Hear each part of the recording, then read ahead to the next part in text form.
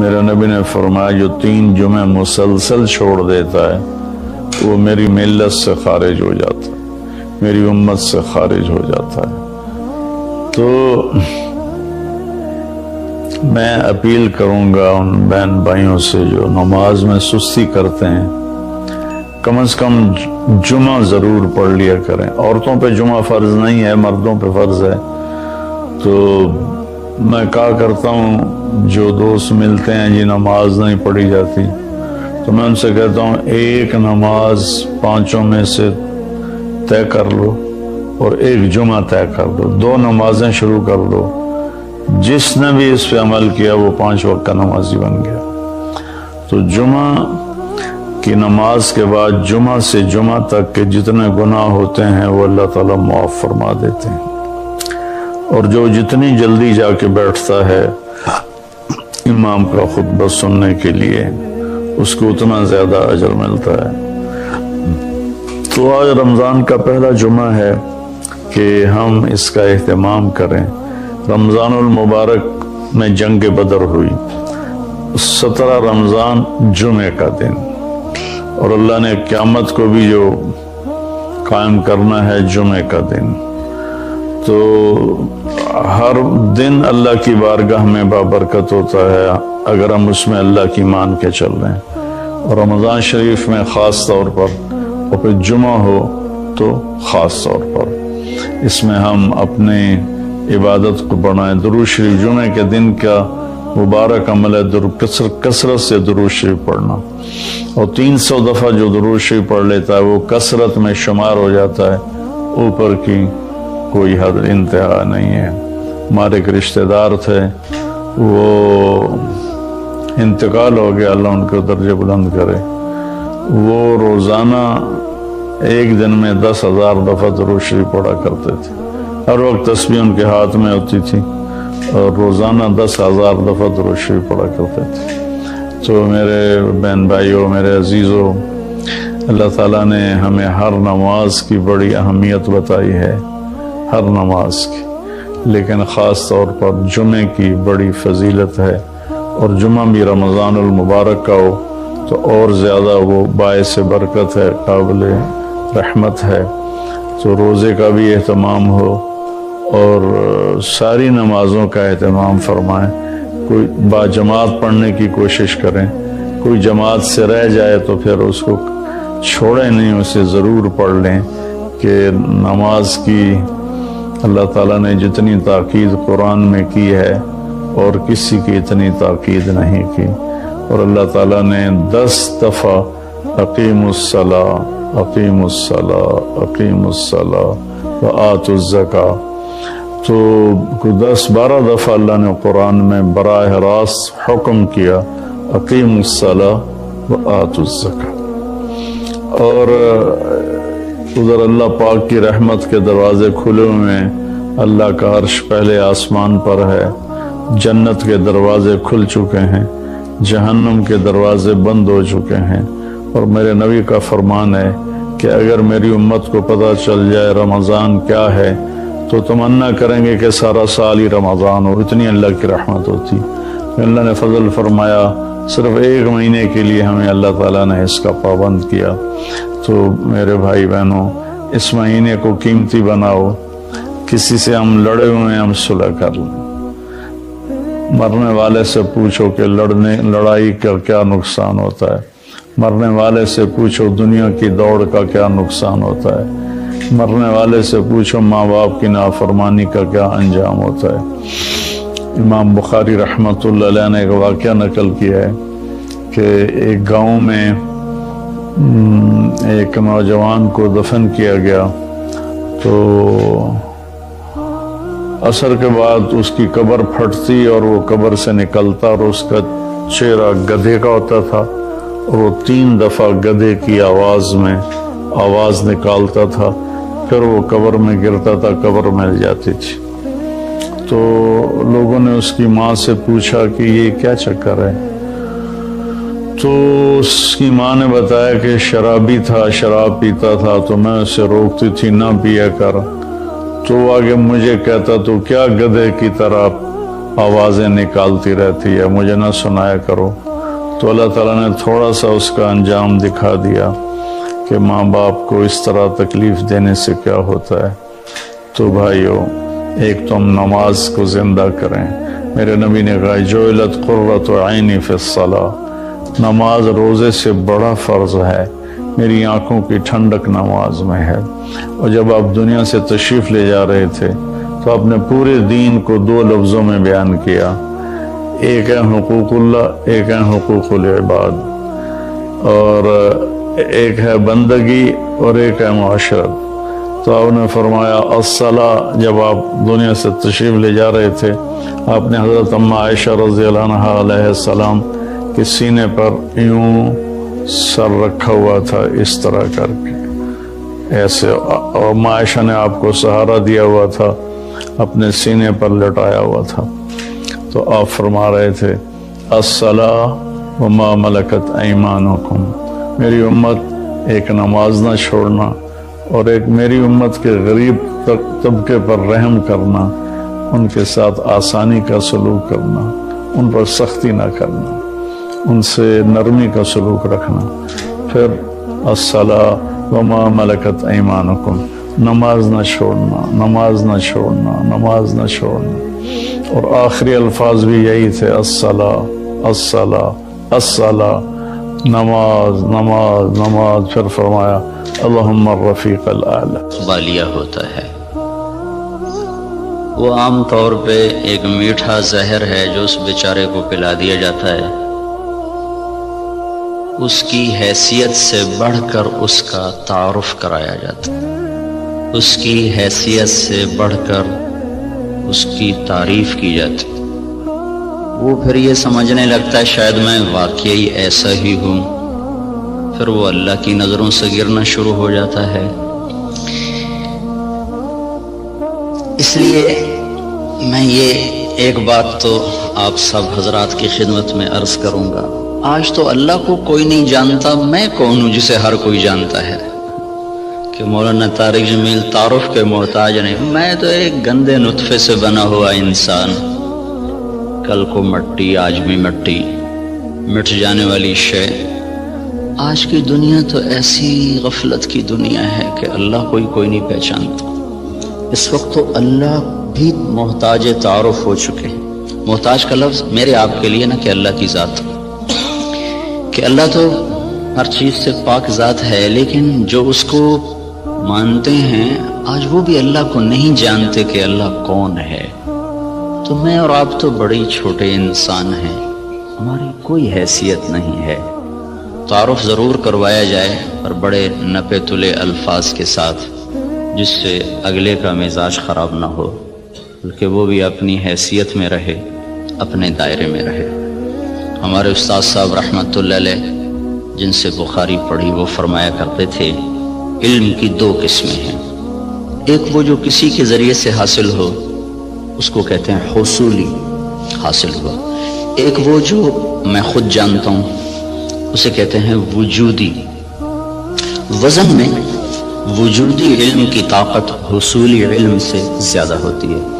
ایک چیز میں خود دیکھ رہا ہوں، ایک بتا رہا ہے، دونوں میں فرق ہے۔ شنیدہ کیبون مانند دیدہ، یہ ایک فارسی کی مثال ہے، اسی کو عربی میں لیس الخبر کالمعاینہ، دیکھا سنا برابر نہیں ہے۔ تو علم وجودی کی طاقت حصولی سے زیادہ ہوتی ہے، سوائے ایک جگہ کے، جب آدمی کی تعریف ہوتی ہے ان چیزوں کے ساتھ جو اس میں نہیں ہیں، تو وہ وہاں بیچارہ دھوکہ کھا جاتا ہے، وہ سمجھتا ہے یہ جو کہہ رہے ہیں نا ٹھیک ہی کہہ رہے ہیں، حالانکہ وہ اچھی طرح جانتا ہے کہ میں ایسا نہیں ہوں جیسا یہ کہہ رہا ہے، لیکن تھوڑی دیر کے لیے اس پر بھی ایک نشہ طاری ہو جاتا ہے، واقعی ایسا ہی ہوں۔ تو اس لیے میں نے یہ عرض کیا کہ آپ لوگوں کی تو مجبوری، آپ کے پاس افسران آتے ہیں، ان کی تعریف نہ کرو تو پھر وہ آپ کو کوئی ڈونیشن نہیں دیں گے، ان کو آپ بڑھا چڑھا کے ارسطو نہ بناؤ، جعلی نوس نہ بناؤ۔ یہ وہ پچھلے دنوں نا جب وہ حکومت نے تعلیم میٹرک تک مفت کا اعلان کیا، تو میں سیالکوٹ میں ہماری جماعت گئی تھی، تو وہاں چاکنگ ہوئی تھی دیواروں پر، وقت کا سر سید پرویز الہی، اگر بھائی اس سے بڑی بےزتی سر سید کی اور نہیں ہو سکتی۔ جس آدمی نے تن من دھن قربان کر دیا امت کو کسی رخ پر لانے کے لیے اور اس گرداب سے نکالنے کے لیے کہ یہ کچھ دنیا کو بھی سمجھنے والے بنے۔ ایک نواب صاحب کے پاس گئے چندہ مانگنے، وہ تھے مخالف ان کے، تو انہوں نے تمسخر اور ٹھٹھے کے طور پر اپنے پرانے جوتے ان کو ڈبے میں پیک کر کے دے دیے کہ آئیے آپ کی اسکول کے لیے چندہ ہے۔ وہ لے گئے علی گڑھ، کھول کے دیکھا تو پرانے جوتے، تو انہوں نے اس کو بازار میں فروخت کیا۔ وہ کوئی 4 آنے 8 آنے کے بکے، وہ جمع کر کے رسید کاٹ کر لیٹر میں ڈال کے بھیج دی کہ آپ نے جو ہمیں چندہ دیا تھا وہ ہم نے بازار میں بیچا، اس کے اتنے پیسے ہم نے وصول پائے، اس کی رسید آپ کی خدمت میں پیش کر رہا۔ جو آدمی ایسے ذلیل ہو کے کسی کنارے پہنچا ہو، وقت کا سر سید پرویز علیہ، مگر اس سے بڑی بےزتی آج تک سر سید کی نہیں ہو سکتی۔ تو خیر یہ ہمارے موضوع کی بات نہیں تھی، لیکن مجھے اپنی جان بھی تو بچانی ہے نا۔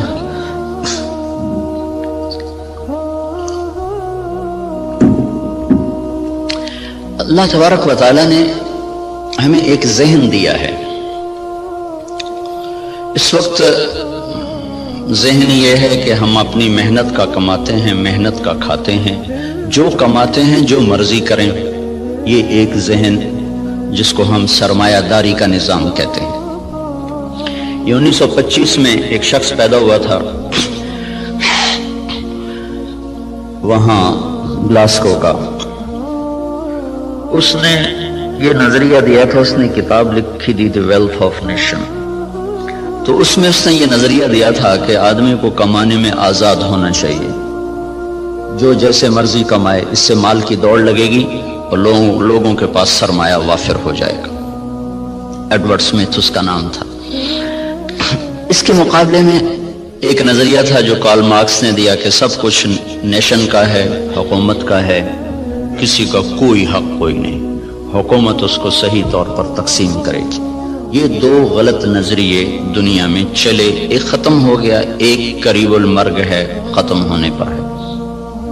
اسلام اس کے بیچ میں لاتا ہے، وَكَانَ بَيْنَ ذَلِكَ قَوَامًا، وہ درمیان میں لاتا ہے، وہ ملکیت اللہ کی ثابت کرتا ہے، نہ میری نہ حکومت کی۔ الملک للہ۔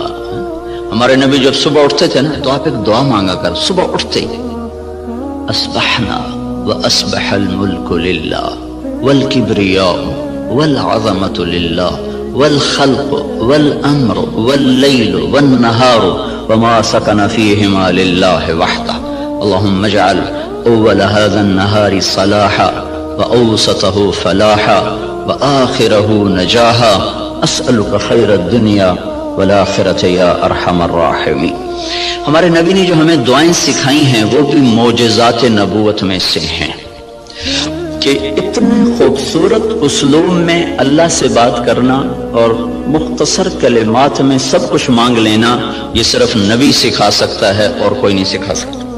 تو صبح اٹھتے ہی کیا اعتراف عبودیت ہے، عبدیت ہے، اصبحنا واصبح الملک للہ۔ میرے رب، ساری کائنات جس پر دن چڑھ رہا ہے وہ تیری ہی ہے، ساری عظمتیں جلال و کبریا وہ تیرے لیے ہے، ساری مخلوق سارا کچھ وہ تیرا ہی ہے، زمین آسمان جو اس کے درمیان ہے وہ سب کچھ تیرا ہے۔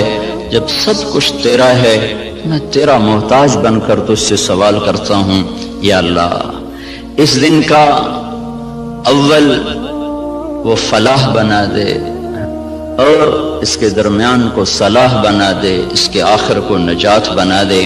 یہ تصور ہمیں اللہ کی طرف سے ملا ہے کہ جو کچھ میرے پاس ہے وہ بطور استحقاق نہیں، بطور امتحان ہے۔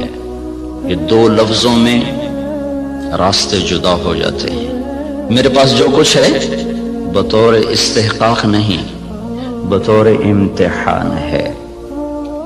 جو کچھ ملا، جس کو ملا،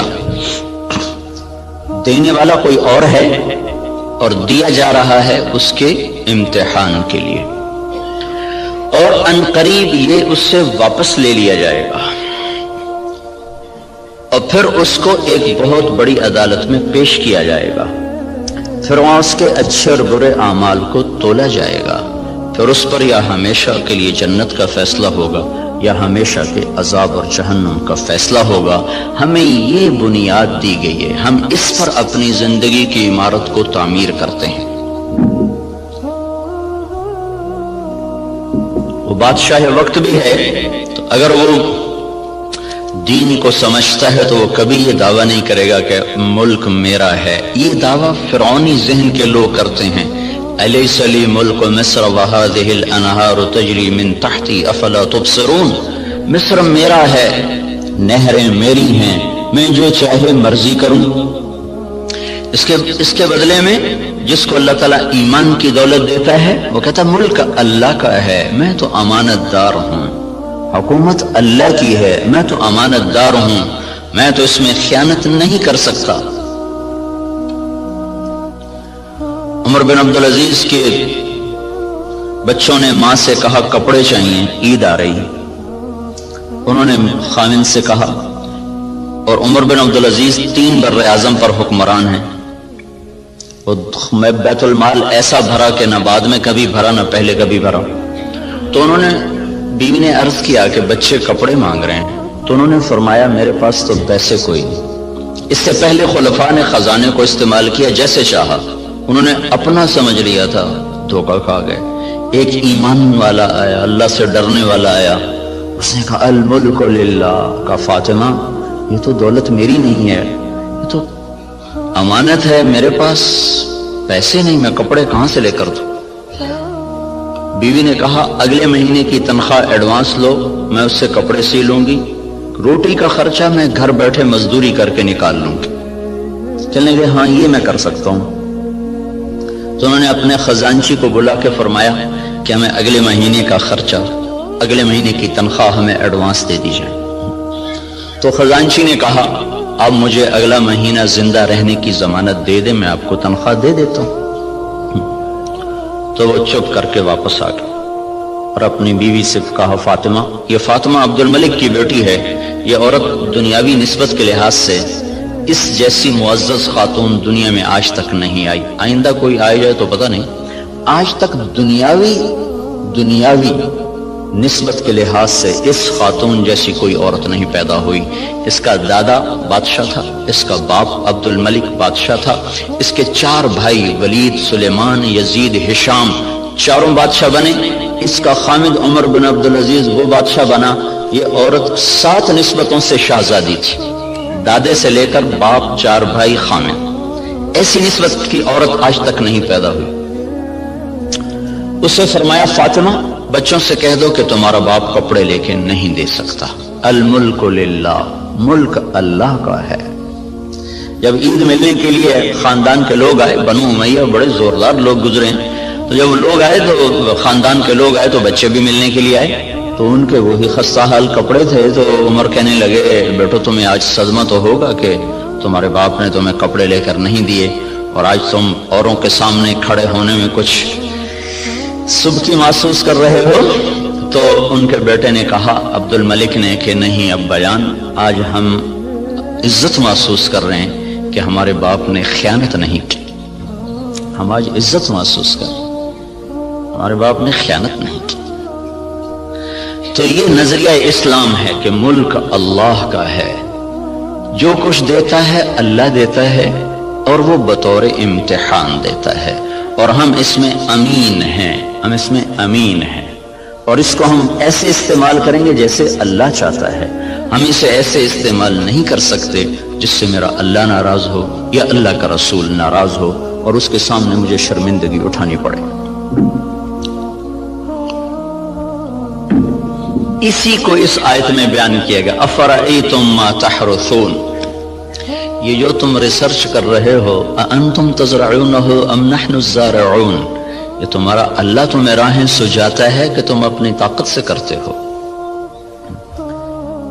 یہ وہی نظریہ کہ جو کچھ ہے اللہ کا، بھئی ہماری کوشش ہے، ہماری کوشش ہے اس کو برابر کرنے والا، اس کو پھل دینے والا وہ اللہ ہے۔ اَأَنْتُمْ تَزْرَعُونَهُ، بولو تم ہو یہ زراعت کرنے والے، ام نحن الزارعون، یا ہم ہیں زراعت کرنے والے۔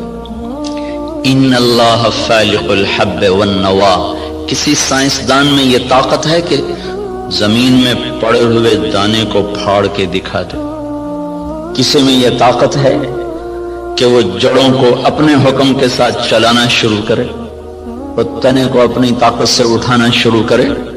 کسی میں یہ طاقت ہے کہ وہ زمین کی رگوں سے غذا کو سمیٹ کر درخت کو پہنچائے اور پھر اس کے اندر رنگ بھرے، اس کے اندر ذائقے بھرے، اس کے اندر مٹھاس بھرے اور اس کے اندر تاثیرات کو بھرے، اس کے اوپر چھلکے کو لائے، کسی کو کاشوں میں بھر دے، کسی کو دانوں میں بھر دے، کسی کو میں گٹھلی بنا دے، کسی کو میں مٹھاس ڈال دے، کسی میں کھٹاس ڈال دے؟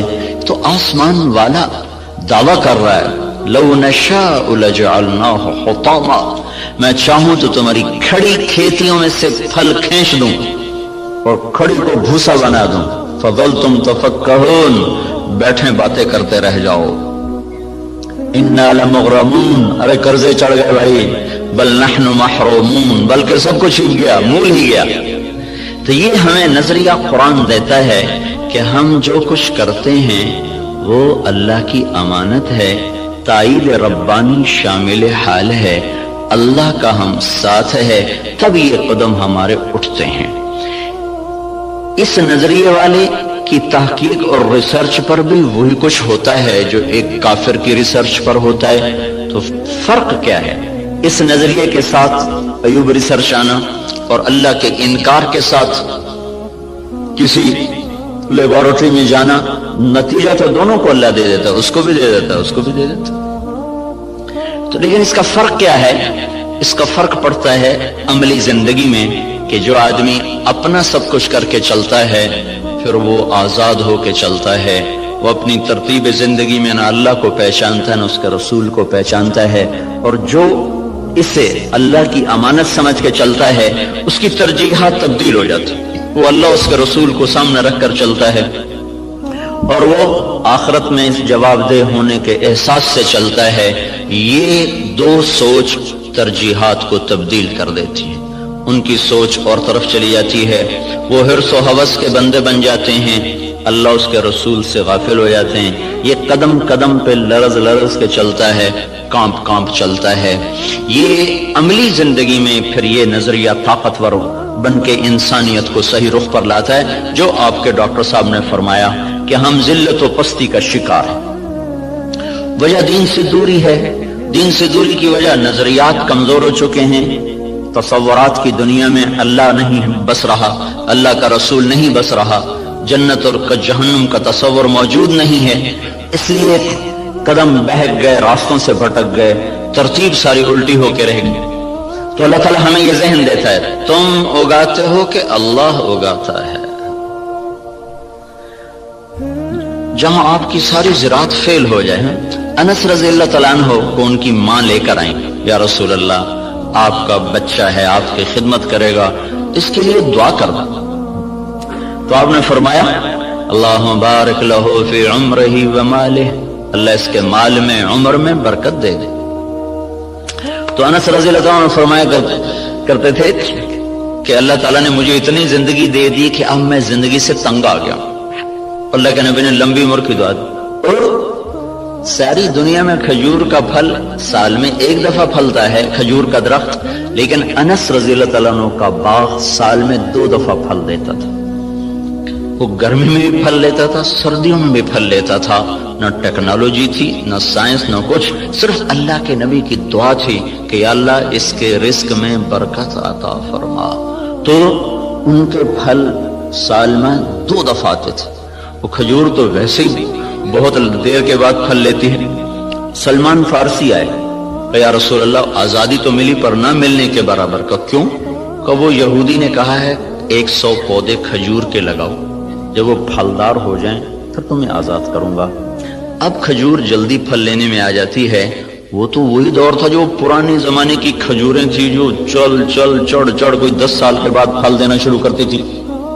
تو میری آزادی تو پھر نہ ہونے کے برابر. اچھا چلو مجھے لے چلو.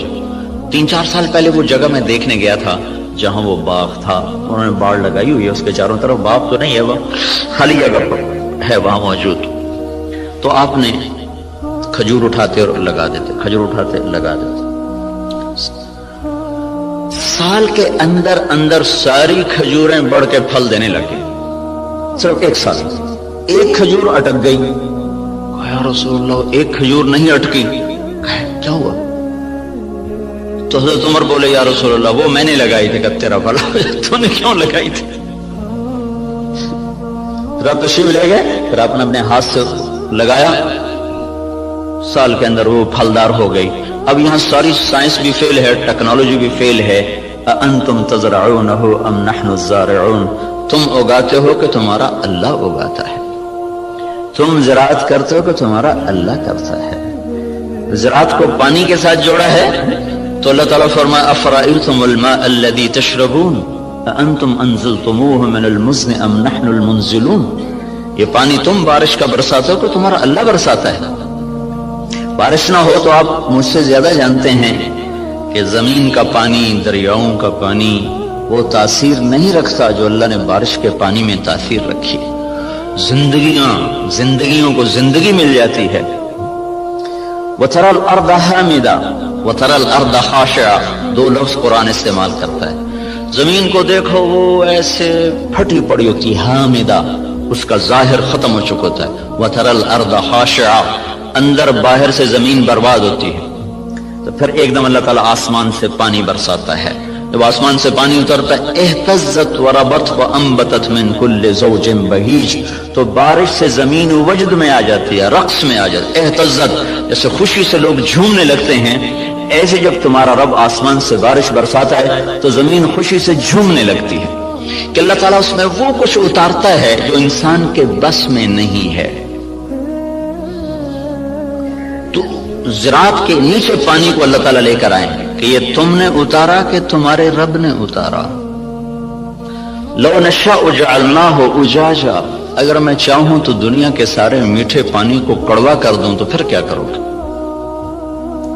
کہاں سے لاؤ گے پانی؟ تو آج کل تو ٹیکنالوجی کا دور ہے نا, کوئی کہہ سکتا ہے کہ ہم پلانٹ لگا لیں گے, میٹھا بنانا شروع کر دیں گے, پانی میٹھا شروع کر دیں گے. تو اسی ذہن کے لیے اللہ تعالیٰ نے ایک آیت اور اتاری ہوئی ہے, قل ارأیتم ان اصبح ماؤکم غورا فمن یاتیکم بماء معین. مجھے بتاؤ جب میں تمہارا پانی ہی ختم کر دوں تو کہاں سے لاؤ گے؟ ویسے ہی ختم کر دے. ان اصبح ماؤکم غورا, ایک قلعہ فتح نہیں ہو رہا تھا ملک شاہ کے زمانے میں, لمبا زمانہ گزر گیا, قلعہ نہیں فتح ہوا, پہاڑی پر تھا. ایک صبح اٹھے تو سارے شہر والوں نے سفید جھنڈے لہرائے ہوئے دروازے کھول دیے. کیا ہوا بھائی؟ رات کو نظام الملک جو وزیر تھا, وزارت کے لحاظ سے شہرت پانے والوں میں اسلامی تاریخ میں نظام الملک کا نام قیامت تک رہے گا. بہت اعلیٰ درجے کی صفات کا حامل اور ایسی وزارت کی کہ آج تک اس کی مثالیں دی جاتی ہیں. وہ سالار لشکر تھا. جب وہ تنگ آ گیا نا تو اس نے رات کو اٹھ کے دعا کی, یا اللہ ہم سے نہیں فتح ہو رہا, تو راستہ کھول دے. صبح قلعے کے دروازے کھول کے لوگ نیچے اتر آئے, کہا یہ ہم ہتھیار ڈالتے. کیا ہوا؟ کہ رات رات میں سارے شہر کا پانی خشک ہو گیا, ایک قطرہ پانی کوئی نہیں, ایک بوند پانی کوئی نہیں. دھس ان اصبح ماؤکم غورا, پانی کو دھسا دوں, کہاں سے لاؤ گے؟ اور دھنسے کو نکال دیں. حدیبیہ پر جب پہنچے 1400 آدمی, کنواں خشک, وہ پانی ختم. وہ تو حادثہ پیش آ گیا کہ انہوں نے اندر جانے سے روک دیا. وہ تو مکے جانے کی تیاری کر آئے تھے, راستے میں روک دیے گئے, پانی ختم ہو گیا. تو یا رسول اللہ پانی ختم ہے, کیا کریں؟ تو آپ نے کہا کوئی تھوڑا بہت ہو تو لاؤ. تو ایک آدمی تھوڑا سا پانی لے کر آیا, تو آپ نے منہ میں ڈال کے خشک کنویں میں کلی کی, تو کنویں کا پانی ابلتا ہوا باہر اٹھتے اٹھتے اوپر تک آ گیا. خشک کو اٹھا دیا, کھڑے کو دھنسا دیا.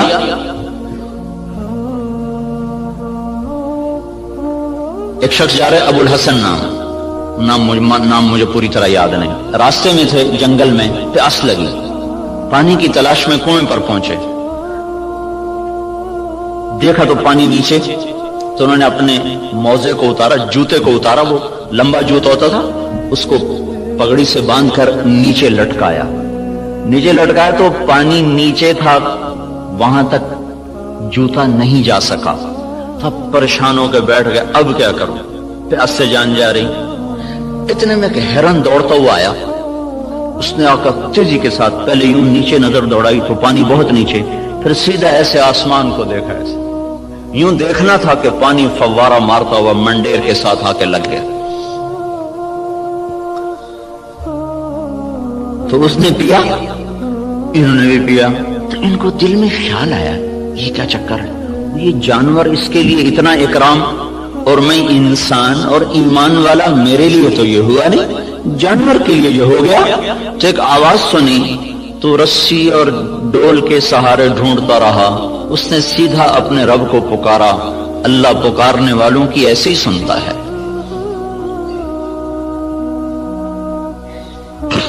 تو یہ چیز ہمیں ایک راستہ دیتی ہے کہ ہمارے سوچ کے، تحقیق کے، ترتیب کے انداز اور ہیں۔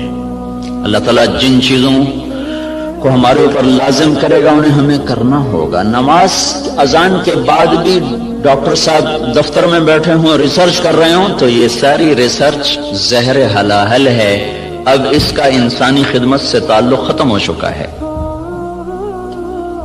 اللہ کی ندا کے بعد بھی تحقیق چل رہی ہو، اللہ کی صدا کے بعد بھی دفتر چل رہا ہو، تو یہ ساری برکتیں اپنے ساتھ لے کے چلا جائے گا۔ اب ہمارے لیے حکم ہے بند اذان باہر دینے کا حکم ہے۔ مسجد کے اندر اذان دینا مکروہ ہے، باہر بلال رضی اللہ تعالیٰ عنہ مسجد کے ساتھ ایک کوٹھا تھا، ایک صحابی کا گھر تھا، اس کی چھت پہ چڑھ کے اذان دیا کرتے تھے کہ اذان باہر کی زندگی کو معطل کرنے کے لیے ہے اور مسجد کی زندگی کو آباد کرنے کے لیے ہے۔ حی علی الصلاۃ کے بعد اب نہ کوئی دکاندار، نہ کوئی تاجر، نہ زمیندار، نہ کوئی مرد، نہ کوئی عورت، جو جہاں پر ہے اسے حکم ہے کہ ہاتھ اٹھا لے اور چلے اس رب کی طرف جو کہہ رہا ہے حی علی الصلاۃ، آؤ نماز کی طرف۔ یہاں کیا ملے گا؟ یہاں تو ہم بہت کچھ کام کر رہے ہیں، لوگوں کی خدمت کر رہے ہیں، ریسرچ کر رہے ہیں، یہاں کیا ملے گا؟ تو اس سوال کا جواب اگلے دو جملوں میں دیا گیا، حی علی الفلاح، آؤ یہیں سے کامیابی ملے گی۔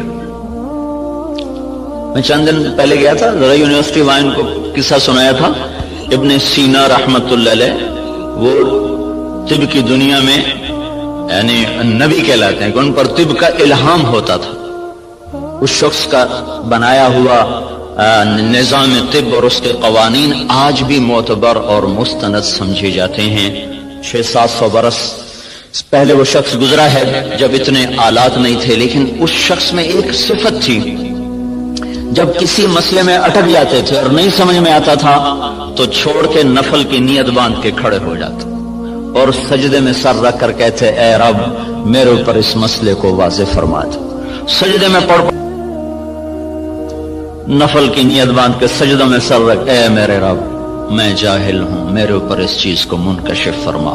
پھر ایک دفعہ، 2 دفعہ، 3 دفعہ کرتے کرتے کرتے کرتے مانگتے مانگتے کا وہ چیزیں ان پر کھلتی تھیں، اور ایسا وہ لوگوں کو فن دے کر گئے ہیں کہ آج بھی ان کے فن کو تسلیم کیا جاتا ہے، اتنی تحقیقات کے باوجود بھی۔ تو آپ بھائی بہت بڑے کام میں لگے ہوئے ہیں، بہت بڑی ضرورت پوری کرنے میں لگے ہوئے ہیں۔ زراعت فرض کفایہ ہے، تجارت جائز ہے، تجارت کرنا جائز اور زراعت کرنا فرض کفایہ۔ اگر لوگ تجارت چھوڑ دیں تو گناہگار نہیں ہوں گے، لیکن اگر سارا طبقہ زراعت چھوڑ دے تو گناہگار ہو جائیں گے۔ علامہ خزائی رحمت اللہ علیہ نے لکھا ہے کہ زراعت کے چھوڑ دینے سے لوگ گناہگار ہو جائیں گے، یہ فرض کفایہ، جیسے جنازہ سارے چھوڑ دیں تو مجرم ہو جائیں گے، تو زراعت فرض کفایہ ہے۔ بہترین مال وہ پالتو گھوڑا ہے اور قطاروں میں لگے ہوئے درخت ہیں۔ قطاروں میں لگے ہوئے درخت سے مراد باغ ہے۔ سب سے بہترین رزق جو اللہ تعالیٰ کسی کو دیتا ہے وہ گھوڑا اور باغ ہے۔ اور آپ نے فرمایا جب اللہ تعالیٰ نے معیشت کو اتارا، معیشت کو جب آسمان سے اتارا تو برکت کو کھیتی اور بکریوں میں رکھ دیا. جب اللہ تعالیٰ نے معیشت کو آسمان سے اتارا تو برکت کو کھیتی اور بکریوں میں رکھ دیا. سعد بن معاذ رضی اللہ تعالیٰ عنہ تشریف لائے تو آپ نے دیکھا ان کے ہاتھوں پر وہ کسی چلانے کے نشان پڑے ہوئے تھے. تو آپ نے کہا سعد کیا ہے یہ؟ کہا جی یہ کسی کے نشان ہے، میں زمین کھودتا ہوں، گوڑی کرتا ہوں. گوڑی کرتے نا زمانے میں ہاتھوں سے کرنا، تو یا رسول اللہ وہ میں خود کرتا ہوں، اس کے کرنے کی وجہ سے یہ میرے نشان پڑ گئے ہیں، بچوں کی روٹی کماتا ہوں. تو آپ نے ان کا ہاتھ لے کر ایسے چوما اور کہا اس ہاتھ پر جہنم کی آگ حرام ہے.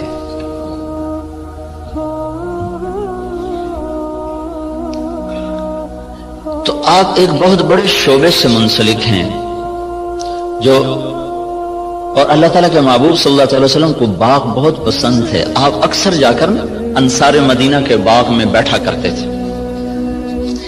معاویہ رضی اللہ تعالیٰ عنہ سے کسی نے پوچھا، ایک بدو سے پوچھا تجھے کون سا مال پسند ہے؟ کہنے لگا چشمہ ہو عین خوارہ وعرض خرارہ، چشمہ ہو ابلتا ہوا، زمین ہو سرسبز، او نعجۃ صفراء فی قطعۃ خضراء، یا بکریاں ہوں اور ساتھ سرسبز چراگاہ ہو، یا کھجوروں کا باغ ہو اور اس کی چھاؤں ہو. تو کہنے لگے اللہ کے بندے سونے چاندی کا تو نے ذکر ہی نہیں کیا. انہوں نے کہا امیر المومنین دفع کرو، یہ بھی کوئی چیز ہے، خرچ کرو تو ختم ہو جائیں، نہ کرو تو پتھر کی طرح پڑے رہیں. تو اللہ تعالیٰ کے محبوب صلی اللہ تعالی علیہ وسلم نے ان ہاتھوں کو چوما کہ ان پر جہنم کی آگ حرام ہے. اور معاویہ رضی اللہ تعالیٰ عنہ اتنی بڑی زراعت تھی کہ ان کے کھیت میں 5 لاکھ من گندم ہوتی تھی. جس زمانے میں یہ ایسی اقسام تیار نہیں ہوئی تھیں کہ جو ایکڑ میں 50 من ہو اور ایکڑ میں 60 من ہو. وہ ایک پرانی ہم نے بھی تھوڑی سی رکھی ہوئی ہے باپ دادے کی 591، وہ بس ہم اپنے کھانے کے لیے 2 ایکڑ کاش کر لیتے ہیں، 15-20 من ایک ایکڑ سے وہ ہوتی. یہ اقسام نہیں تھی اور اس کے باوجود 5 لاکھ من گندم ان کے فارم سے نکالی جاتی تھی. اور عمر رضی اللہ تعالیٰ عنہ جب خلیفہ بنے تو انہوں نے اپنے ساتھ تھوڑا بہت اپنا کام کرتے تھے، تو چلتے چلتے چلتے ان کی سالانہ جو آمدن تھی وہ 40,000 اونٹ تھے. 40,000 اونٹ عمر رضی اللہ تعالیٰ عنہ کے سارا سال وہ چراگاہوں میں چرتے رہتے تھے اور روزانہ 20 اونٹ ذبح کر کے مہمانوں کو کھلایا کرتے تھے. اور خود مہینے میں 1 دن گوشت کھاتے تھے، اپنی ذات کے لیے مہینے میں 1 دن گوشت، اور مہمانوں کے لیے روزانہ کا دستور تھا. 20 اونٹ روزانہ ذبح ہوتے تھے اور لوگوں کو کھلایا جاتا تھا. تو یہ تحقیق اور ریسرچ تو سب کچھ ہے اور بڑی جان بھی لگ رہی، اور خود ہم دیکھ رہے ہیں کہ ہماری 5 من کپاس ہوتی تھی، اب وہی 30 من ہو رہی ہے، 35 من تک چلی جاتی ہے. ہماری 15-20 من گندم ہوتی تھی، وہ 60 من تک خود میرے اپنی زمین میں نکلی ہے. اوسط کے لحاظ سے تو نہیں، لیکن 2, 4, 10 ایکڑ ایسے ہر دفعہ دیکھے کہ ان پہ 60 من تک گندم چلی گئی، 100 من تک مکی چلی گئی ہے. لیکن وہ جو ڈاکٹر صاحب نے بات کی تھی کہ ذلت تو ساتھ نہیں چھوڑ رہی، وہ تو اسی طرح چھائی ہوئی ہے. اتنی فراوانی کے باوجود ذلت سروں سے جا ہی نہیں رہی کہ اس کے لیے ایک اور نظام ہے، اس کے لیے اور اسباب ہیں. اس ریسرچ و تحقیق و تدقیق کے ساتھ ایک نظام اور ہے، وہ ہے اللہ اس کے رسول کی پسندیدہ ترتیب زندگی کو بھی سیکھنا اور اس کو بھی اپنی زندگی میں شامل کرنا اور اس کو لے کر ساری دنیا میں پھرنا. اس امت کا جو کام ہے وہ ساری دنیا کے انسانوں کو اللہ کا تعارف کروانا اور اللہ کے دین کی طرف بلانا ہے. وہ پہلو ہمارا بالکل خالی ہو گیا ہے. میں مکہ میں تھا تو مجھے ایک ملے، اس کے PhD تھے ارضیات کے. ایک جگہ کھانے پہ ان سے ملاقات، وہ مجھ سے کہنے لگے آپ کے پاکستان کی جو زمین ہے ساری دنیا میں ایسی زمین کسی ملک کے پاس نہیں ہے جو اللہ تعالیٰ نے قدرتی اس کے اندر صفات رکھی ہیں، دنیا کے کسی خطے میں یہ صفات موجود نہیں۔ میں نے کہا آپ کی بات درست ہے، لیکن ایک اور ہمیں وائرس لگ گیا ہے جس نے ہماری ہر شے کو برباد کر دیا ہے، وہ بددیانتی اور خیانت کا وائرس ہے جو جان نہیں چھوڑ رہا۔ امریکن سنڈی بھی مر گئی اور کپاس کے وائرس کا بھی علاج ہوگا۔ تو بیوٹی کپاس میں نے اس دفعہ 10 ایکڑ کاشت کی تجربے کے طور پر، جس پر سنڈی ویسے ہی نہیں آئی، وہ نہیں آئی، ہم نے 10 ایکڑ کاشت کیا تجربے کے طور پر، اس پر سارے سیزن میں کوئی سنڈی کا اٹیک نہیں ہوا سوائے لشکری سنڈی کے۔ تو وائرس کو بھی کنٹرول ہو گیا، سنڈیاں بھی کنٹرول ہو گئیں، لیکن یہ جو بددیانتی کا وائرس لگا ہے یہ مصیبت خانہ بڑھتا ہی جا رہا ہے، بڑھتا ہی جا رہا ہے۔ جب تک یہ اندر سے نہیں نکلے گا اللہ تعالیٰ کی نظروں سے ہم گرتے رہیں گے، گرتے رہیں گے، گرتے رہیں گے۔ کہ محبوب پاک صلی اللہ تعالی علیہ وسلم کا ارشاد ہے اذا اتخذ الفیء دولا، جب میری امت میں حکومت کے افسران بددیانت ہو جائیں گے اور حکومت کے خزانے کو خود لوٹنا شروع کر دیں گے، والامانۃ مغنما، اور عوام الناس بھی بددیانت ہو جائیں گے، جس کے پاس امانت رکھی جائے گی وہ کھا جائے گا، والزکاۃ مغرما، اور مالدار لوگ بخیل ہو جائیں گے اور زکوٰۃ دینا چھوڑ دیں گے، وتعلم لغیر الدین، اور جب میری امت کے علماء کا رخ اللہ کی طرف بڑھنے کی بجائے بادشاہوں کی طرف بڑھنا شروع ہو جائے گا اور علم دین کو اللہ کی بجائے دنیا کے لیے حاصل کیا جانے لگے گا،